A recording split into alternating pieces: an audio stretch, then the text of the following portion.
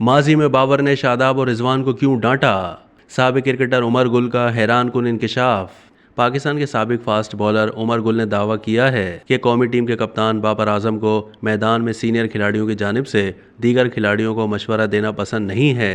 One day world cup के सिलसिले में होने वाले निजी टीवी के एक प्रोग्राम में उमर गुल ने ये इंकशाफ किया है कि जब वो कौमी टीम के कोचिंग स्टाफ का हिस्सा थे तब बाबर ने एक सीरीज के दौरान मोहम्मद रिजवान और शादाब खान को मशवरा देने पर डांटा था। शो में बात करते हुए उमर गुल ने एक सवाल के जवाब में कहा, आमतौर पर ऐसा होता है कि जितने भी सीनियर खिलाड़ी होते हैं वो दबाव पड़ने की सूरत में फौरन बॉलर के पास जाते हैं और उससे बात करते हैं या कप्तान के जरिए अपना पैगाम भिजवाते हैं। साबिक फास्ट बॉलर ने अपनी बात जारी रखते हुए कहा, जब मैं पाकिस्तान टीम के हमरा कोचिंग स्टाफ में शामिल था तब मैंने एक दो वाक़यात ऐसे देखे जहां शादाब खान और रिजवान ने बॉलर्स को बताने की कोशिश की तो वहां उनको कप्तान बाबर आजम की जानिब से डांट पड़ी। उमर गुल ने कहा, शायद उनके जहनों में यही बात हो जिसकी वजह से वर्ल्ड कप में कोई सीनियर खिलाड़ी बॉलर्स के पास नहीं जा रहा, या हो सकता है उन्हें मना किया गया हो क्योंकि आमतौर पर सीनियर खिलाड़ी बताते हैं यहाँ ऐसा नहीं हो रहा।